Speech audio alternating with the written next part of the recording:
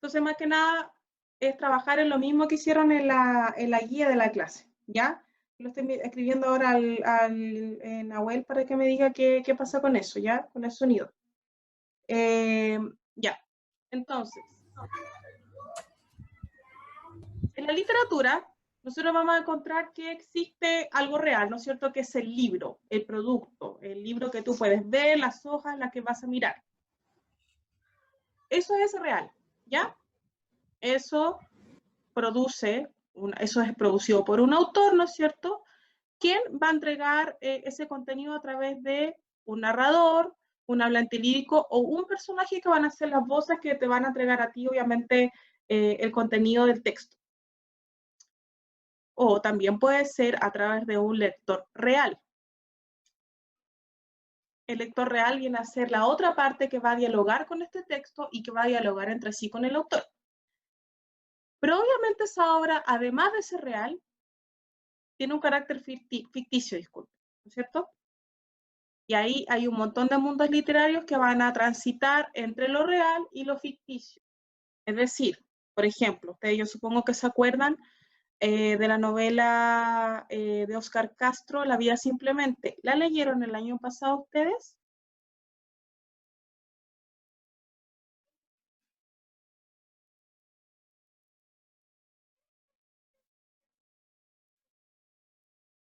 Eh, ¿La leyeron? ¿Alguno? ¿Sí? Ya. Sí, ahí me sí, están diciendo, sí. Pero respóndame, por favor, si no creo que no están escuchando, no se preocupen. Ya, vale. Ahí tengo abierto el chat. Entonces resulta que eh, en la novela La vida simplemente uno podría pensar, por ejemplo, fácilmente que eso se trata de la vida tal cual de alguien, ¿no es cierto? Una persona no cambió absolutamente ninguna cosa y simplemente escribió tal cual fue su vida. Pero obviamente hay cosas que cambian, como pueden ser lugares, pueden ser nombres de personas, puede ser alguna circunstancia que el mismo autor maneja y la modifica eh, para poder construir a lo mejor un relato diferente, un poco más diferente, pero de todas formas siguen habiendo muchas cosas de la realidad. Pero resulta que, a diferencia de esos textos, hay textos donde la ficción tiene una prevalencia mucho más grande, ¿ya? Por lo tanto, en ese caso vamos a decir que la literatura tiene un carácter ficticio y lo que sucede ahí, esperen que me voy a devolver porque yo estuve con tanto amor haciendo esto para que aparezcan estos. ¿Ven? ¡Tarán! El carácter ficticio lo que hace es crear un pacto narrativo que se llama pacto de verosimilitud entre el personaje, o sea, disculpen, entre el texto y el autor. Es como si ambos se dieran la mano y dijeran, bueno, vamos a hacer un pacto donde tú vas a creer, ¿no es cierto?, que todo lo que yo he escrito realmente puede llegar a existir. Y por lo tanto, tú como lector vas a creer en lo que yo te estoy diciendo. ¿Ya?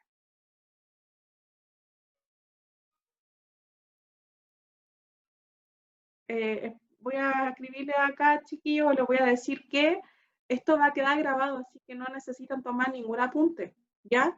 Esto queda grabado, va a quedar grabado, se va a subir a un canal de YouTube, así que no necesitan eh, tomar apuntes. Quiero que solo pongan atención, ¿ya? Ya. Entonces le hablé sobre este pacto narrativo, donde como acá dice, es fácil aceptar que lo que se cuenta podría haber ocurrido, aunque sea pura ficción, ¿ya? Entonces ahora va a aparecer acá. Entonces, con ese pacto se genera una relación entre emisor, mensaje y receptor. Hay un emisor ficticio, ¿no es cierto?, que me entrega un relato, un mensaje, que son estos mundos posibles, y hay un lector ideal. Nosotros vamos a ir viendo por qué esto se llamaría lector ideal, ¿ya? Que sería lo que en realidad todo alumno de cuarto medio debiera salir siendo un lector ideal, ¿ya? Y ahora vamos a saber qué es ese lector ideal.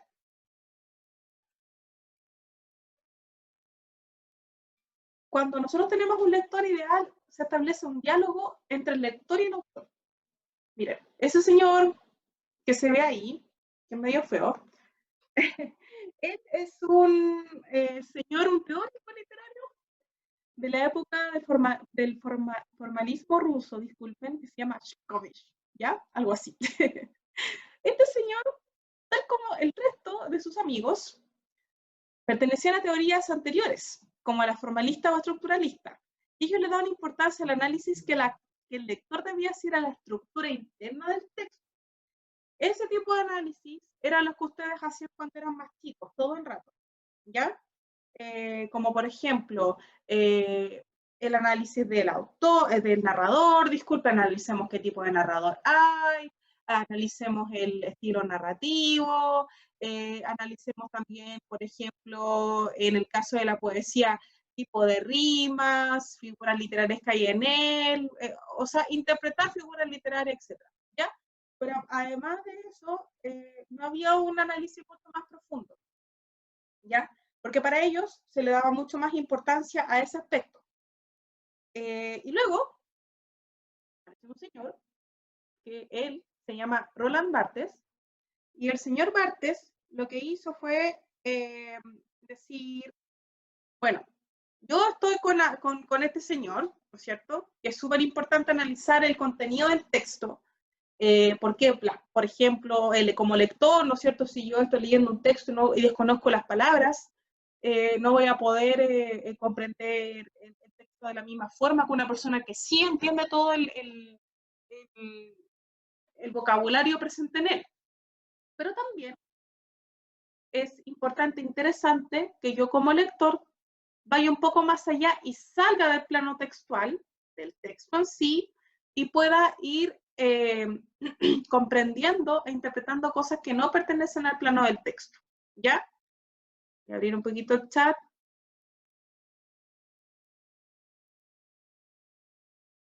Ya, gracias, chiquillos.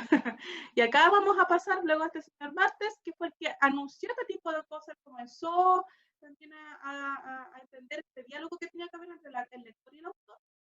Y aparece aquí el amigo, este señor, que es un danés de Dinamarca, que se llama Hans Robert Jauch, ¿ya? Este señor dijo, o en la teoría de que la crítica de la recepción dice, se supone que el lector tiene que ser una persona activa, donde entiende que el valor del texto va mucho más allá del análisis de aspectos como el tipo de narrador, el estilo narrativo. Entonces, él lo que decía es que, ya, yo me tengo que preocupar de ese tipo de cosas, pero también me tengo que preocupar de cosas que están afuera. Como por ejemplo, el horizonte cultural del autor y el texto. Y acá les voy a explicar lo que es eso. Entonces acá está este señor que le daba importancia a la estructura, y acá tenemos a este señor que habla de horizonte cultural. El horizonte cultural van a ser las costumbres, los valores, la historia, ¿ya? Es por eso que cuando tú haces una reseña, tú no solamente haces una síntesis del texto y te preocupas de la parte, por así decirlo, estructural, sino que además tienes que incluir aspectos propios del horizonte cultural, como por ejemplo la biografía del autor, donde tú obviamente vas a aprender aspectos del autor que muchas veces se ven reflejadas en la obra, como, insisto, en el caso del señor Oscar Castro, donde muchas de las cosas que aparecen en su novela en realidad fueron lo que él pasó y son el reflejo de la época en la que él vivió. Ahora, ustedes me van a decir, pero profe, ¿y qué pasa con por ejemplo, los textos de tipo ciencia ficción? Donde tenemos que lo que se habla es de un futuro, ¿no es cierto?, que va a ser trágico por el uso de la ciencia o el abuso que el hombre hace de la ciencia, ¿no es cierto? En ese caso, muchas veces se ha tratado de científicos que se dan cuenta, ¿no es cierto?, de la importancia del balance entre lo que es la humanidad y la ciencia, y ellos buscan a través de sus textos advertir de lo que podría pasar con el ser humano si es que eso llegase a ocurrir. ¿Ya? Y por eso que muchas veces nosotros bromeamos con que la ciencia ficción al día de hoy se está haciendo realidad, porque lamentablemente muchas cosas de lo que se supone eran ficción terminan siendo mucho más plausibles o verosímiles al día de hoy, ¿ya? ¿Hay alguna pregunta hasta el momento? ¿Alguien que quiera hacer una? Ya, a ver, Fernanda. ¿Tienes una pregunta? Fernando, disculpa. ¿Tienes una pregunta? Fernando, ¿dónde estás? A ver. Ah, ya. Eso no tiene que ver con los conocimientos del autor. Muy bien. Excelente. Eso es lo que estamos viendo. En definitiva, el conocimiento del autor, ¿cierto? A ti te va a llevar a tener también un abanico mucho más grande de conocimiento para poder entender lo que hay en el texto, ¿ya? Y ahora nosotros vamos a saltar a lo que tiene que ver con la guía. ¿Y por qué yo lo uní? Ustedes pueden decir, pero profe, esta cuestión está súper enredada, no entiendo por qué. Porque finalmente el horizonte cultural tiene que ver con las costumbres y valores. Y resulta que... Ay, no se pasa. Ya. Bueno, disculpe que me saltó una partecita, ¿ya? Voy a pasar a esta parte y después me voy a la otra, ¿ya? Y resulta que la visión de mundo es una idea conjunto de ideas que tiene un individuo cultural en una época determinada. Con esto se explican las costumbres de las personas, es decir, un lector tiene una visión de mundo, un autor tiene otra visión de mundo.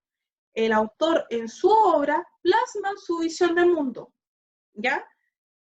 Esta visión de mundo, por ejemplo, hablando sobre la Bombal. La Bombal, ¿cuál visión de mundo creen ustedes que tiene? Está súper fácil la respuesta, ¿no es cierto?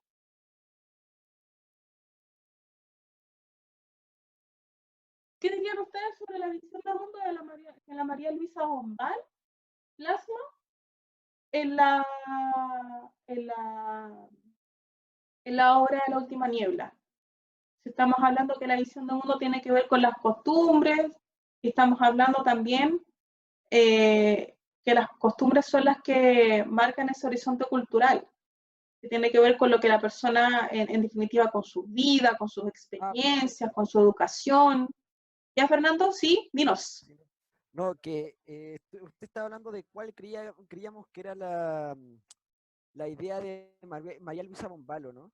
Claro, la visión del mundo de ella en el texto, en la novela. Que nos toca leer. Sí. ¿Cómo era La Última Niebla? Claro. Bueno, en general tiene una visión de mundo, no sería más,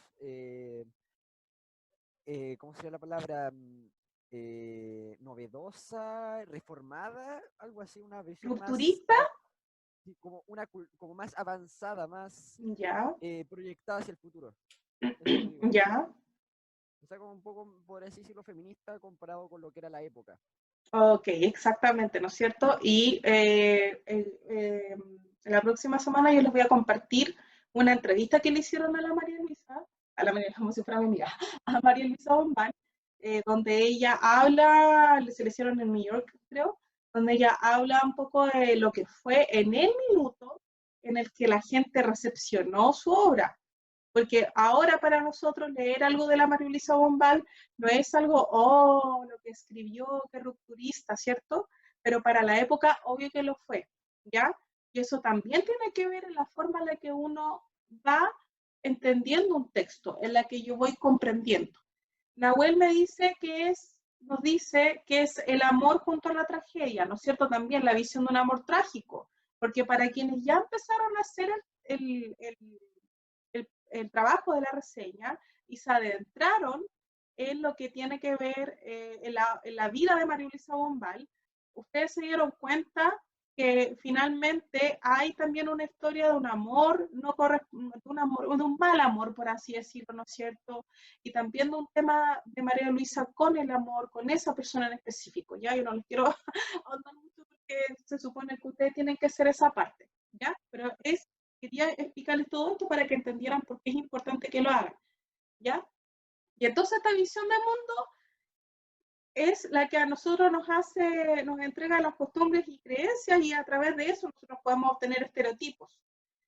Según la RAE, un estereotipo es una imagen estructurada y aceptada por la mayoría de las personas como representativa de un determinado colectivo. En palabras simples, es una imagen, no me refiero a una imagen solamente como algo que yo pueda ver, una imagen, una idea, ¿no es cierto?, que la acepta muchas personas, que ya parte de sus creencias, y eso es de un grupo humano que muchas veces representa una mayoría, y que lo comparten, lo creen y lo comparten dentro de su cultura, ¿ya?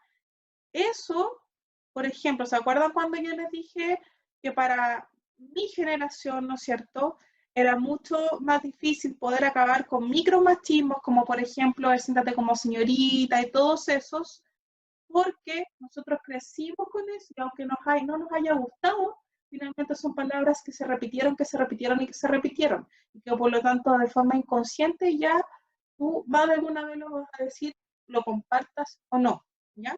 Yo no me voy a devolver, disculpen, a la anterior, que voy a tener que salir porque, ya, aquí está, que tiene que ver con el papel del lector. ¿Ya? Este señor Casani, para que ustedes sepan, los va a acompañar mucho durante este año y supongo que durante los próximos años, porque él es un señor, un teórico de la comprensión lectora, y muchas de las cosas que se están haciendo, de las reformas que se están haciendo en la actual prueba de selección universitaria transitoria, tienen que ver con el trabajo del señor Casani. El señor Casani lo que hace es más que nada tomar todas las otras teorías, ¿cierto? Y volver a decir que la lectura se trata de ahondar y enriquecer el concepto de comprensión lectora, valorando también los datos y teorías de la concepción sociocultural de la lectura y escritura, la cual considera el carácter social tanto de los conocimientos y experiencias del lector como del escritor. Un ejemplo, si ustedes hacen el ejercicio de volver a leer un texto, ¿no es cierto?, que leyeron hace un par de años atrás, se van a dar cuenta que lo van a reinterpretar, porque ustedes ya tienen otras experiencias que les van a permitir entenderlo de otra forma. Lo mismo les va a pasar ahora, tienen un libro, ¿no es cierto?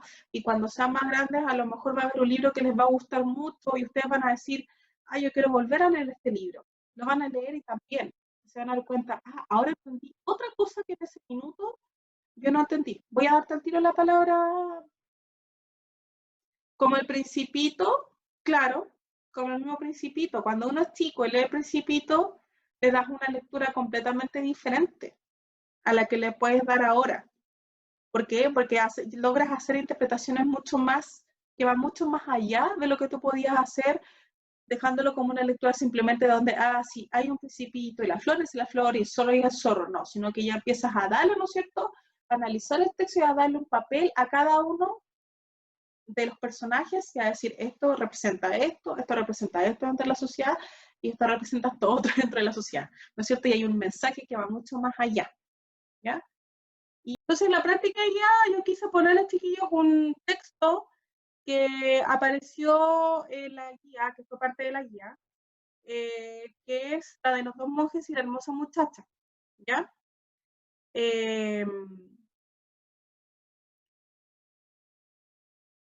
Sí, mi amor, lo voy a subir a mi canal de YouTube, como les dije, ¿ya?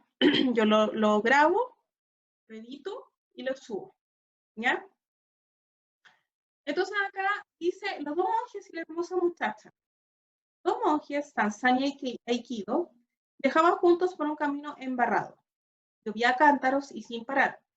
Al llegar a un cruce se encontraron con una preciosa muchacha, vestida con un kimono y un ceñidor de seda, incapaz de vadear el camino.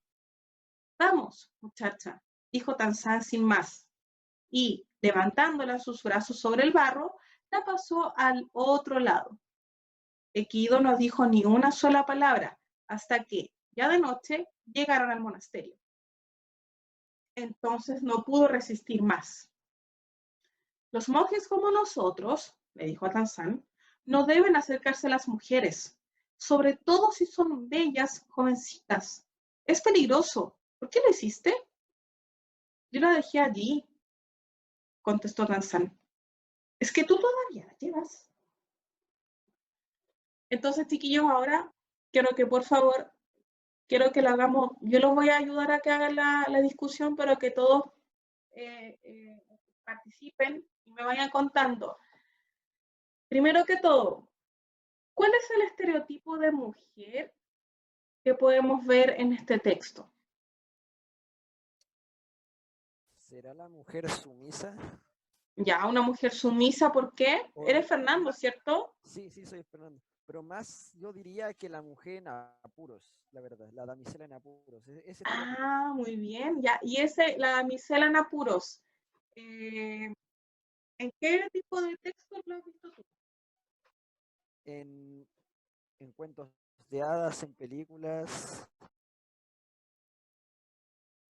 Ya los cuentos de hadas, las películas, ¿no es cierto? Sí, por ejemplo, a Rapunzel, que no podía bajar sola, tenía que esperar a que alguien la bajara, ya. La Fiona también.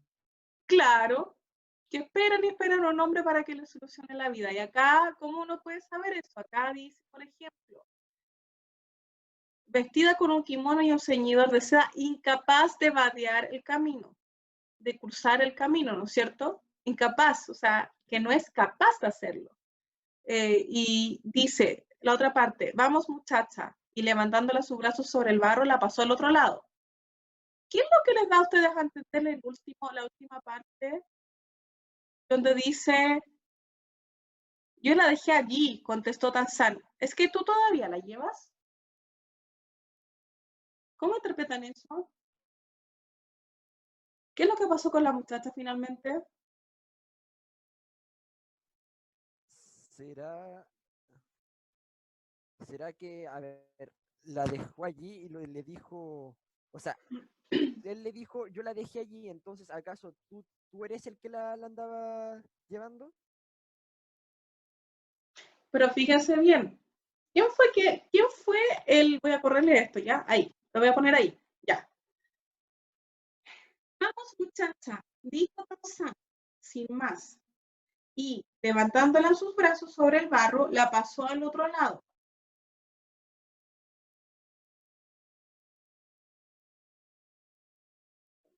¿Quién se la dejó? ¿Quién se la llevó?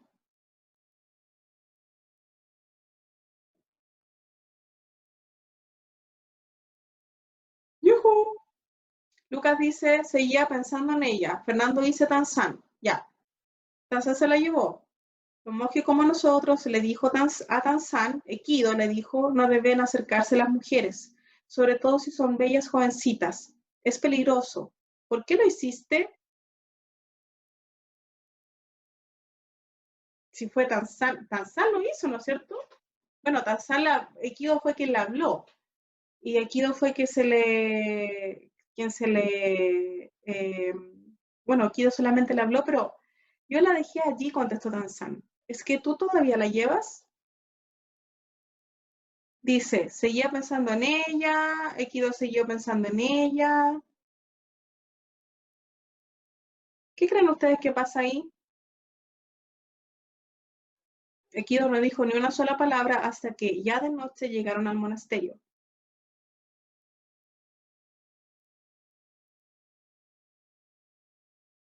Cri, cri. Equido siguió pensando en ella. El resto, Equido siguió pensando en ella. Tarzán se refiere a que solamente le ayudó a pasar y se cerró el tema para él. Entonces ustedes dicen que Equido finalmente, entre comillas, quedó pensando en ella porque le gustó la muchacha. Sí, sería por el Ya, estilo. ya. Y entonces, ¿qué? A ver, y acá, siguiendo con la misma temática, siguiendo con lo que los señores nos decían que teníamos que hacer como lectores. Nahuel dice que no le ayudó a llegar a otro lugar. ¿A qué te refieres, Nahuel? ¿Habla o escribe? Pero yo los invito a que por mientras seamos un lector activo. Pensemos lo siguiente. Si supongo que todos ustedes saben, ¿no es cierto? Y pueden hacer el enlace entre monjes y la cultura nipona, ¿no es cierto? Japonesa, ¿cierto? ¿Sí? Ya. ¿Cuáles son las características y las costumbres de un monje.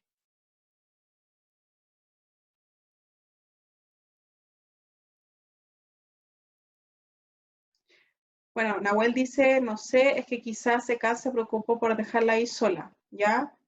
Pasar solo concentrándose en el tema, ya el aislamiento, ¿no es cierto?, etcétera. Ya, sí, muy bien. Sin poder tener pensamientos extras. Ya, ok. Pero si es que es cierto lo que ustedes dicen, que Kido siguió pensando en ella y que Tanzan infringió, ¿no es cierto?, esa creencia de acercarse a una mujer, ¿qué fue lo que prevaleció ahí? Claro, como dice Lucas, ¿no es cierto?, debe prevalecer lo espiritual. ¿Qué fue lo que prevaleció ahí, chiquillos? Pensando, piensen como, a ver, pensemos en un estereotipo de hombre, ¿ya? Pensemos en un estereotipo de hombre. ¿Cuál sería en ese caso el estereotipo de hombre que prevaleció en ellos a pesar de ser monjes y que tienen que ser personas que piensen en lo espiritual y que siempre se mantengan aislados y que estén meditando y todo eso? El hombre que pensaba en la mujer, ¿no es cierto? Un hombre, en definitiva, ese típico, ¿cuál es el pensamiento, chiquillos? A ver, el típico en algo más físico, ¿no es cierto? ¿Ustedes les ha pasado que la gente mayor a veces dice, sí, ¿no es cierto?, que tienen algunas, a veces algunas frases como del tipo, ay, es que el hombre es hombre, ¿no es cierto? El hombre tiene sus necesidades. Por lo tanto, el estereotipo, claro, el estereotipo sería como el del hombre, ¿no es cierto?, que nunca deja de ser hombre y que finalmente le gana a sus impulsos le ganan a su pensamiento, ¿cierto? Ya. ¿Por qué esto se llama una práctica guiada? Porque yo los ayudo a hacer, ¿ya? Entonces, ahora, ustedes se dieron cuenta que el mismo texto les ayudó, pero que ustedes también tuvieron que pensar un poco más en lo que tiene que ver con conocimientos previos que ustedes tenían para poder hacerlo.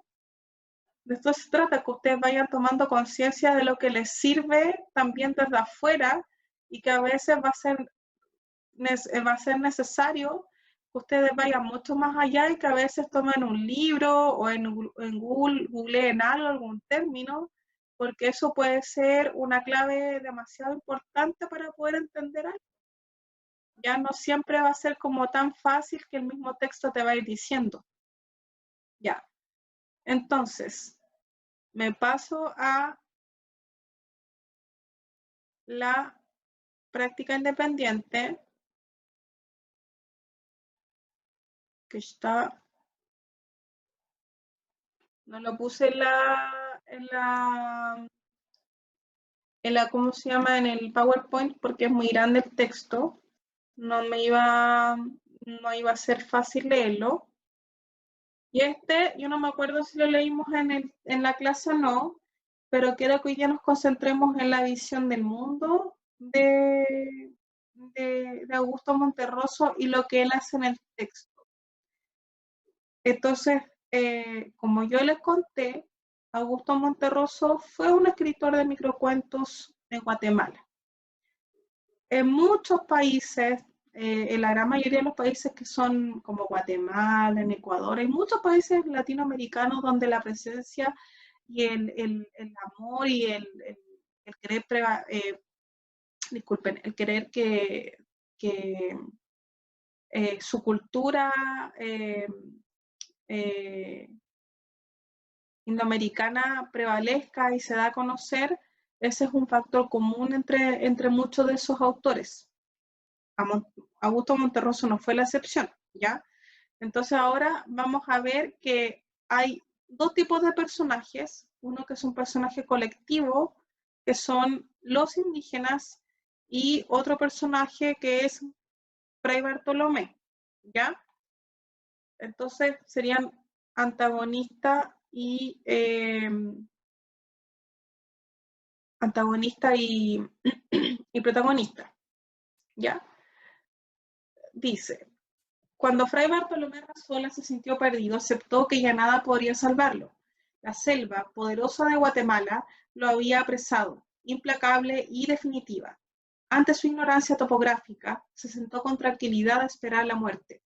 Quiso morir allí, sin ninguna esperanza, aislado, con el pensamiento fijo en la España distante, particularmente en el convento de los Abrojos, donde Carlos V condescendiera una vez a bajar de su eminencia para decirle que confiaba en el celo religioso de su labor redentora. Entonces yo me quiero poner un pequeño freno acá, en este primer párrafo, porque este texto, a pesar de ser tan corto, tiene un montón de marcas textuales y de claves que como lector nosotros tenemos que ser capaces de manera bien activa de poder desentrañar.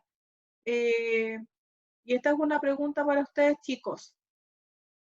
Tú, como por ejemplo, un alumno de cuarto básico, tú vas a poder entender a qué se refiere Carlos V condescendiera una vez a bajar de su eminencia para decirle que confiaba en el celo religioso de su labor redentora. ¿Qué conocimientos previos necesitarías tú para poder responder algo como de ese estilo? ¿Qué conocimientos previos creen ustedes que necesitaría un niño, cualquier persona, para poder entender ese primer párrafo?